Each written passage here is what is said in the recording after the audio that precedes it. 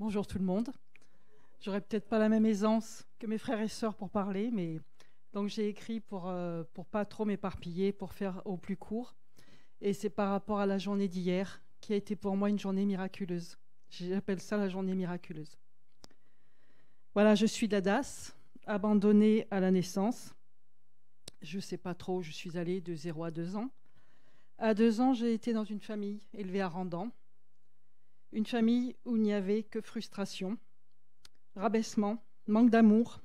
On me mettait du scotch sur la bouche pour pas que je parle. Violence verbale. Et j'étais tout le temps en colère. Mais la colère, je ne pouvais pas l'exprimer.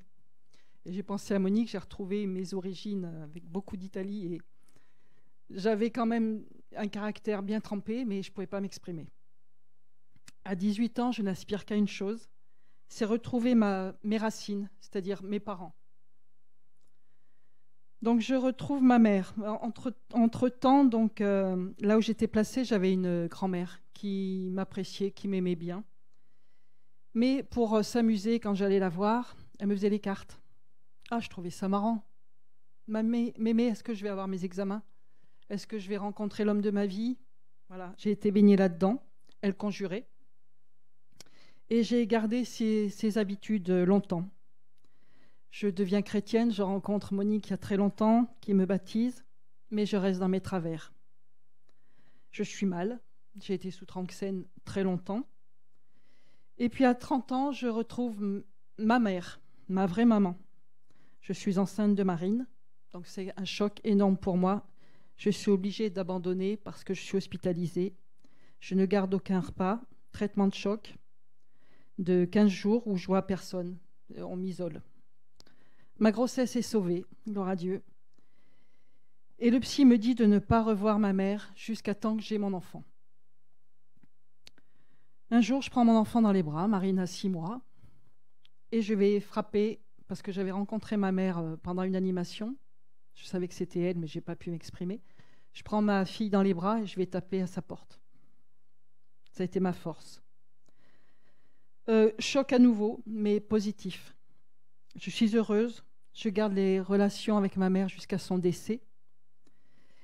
Bon, elle n'est pas toute blanche. Elle a avorté. Elle était dans l'adultère. Elle ne me désirait pas, mais je lui pardonne sans difficulté. Et avant de décéder, elle donne son cœur à Jésus. Parce que je lui avais parlé de Jésus pendant 20 ans.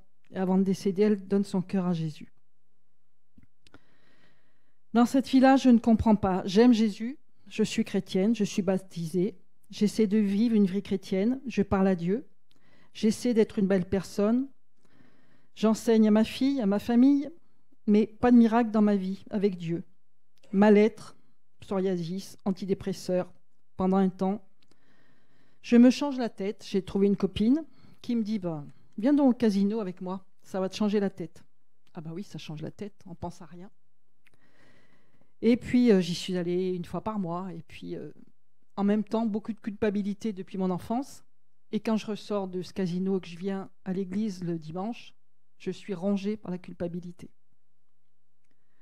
Je ne suis pas une bonne chrétienne. Je prie, et puis rien ne se passe. Enfin, je progresse avec le Seigneur. J'enseigne autour de moi, je parle de Jésus, mais dans mon cœur, je dis à Jésus, mais fais quelque chose pour que je t'aime plus.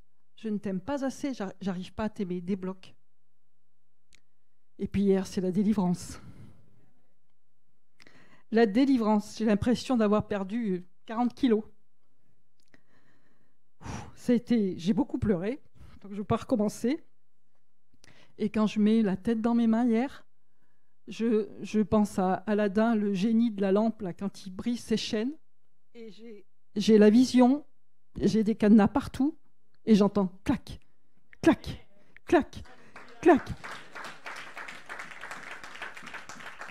Toutes les chaînes sont tombées. Et je remercie Tessa aussi parce que tout ce que tu as dit dans la frustration, je cochais toutes les cases. Je dis bien je cochais.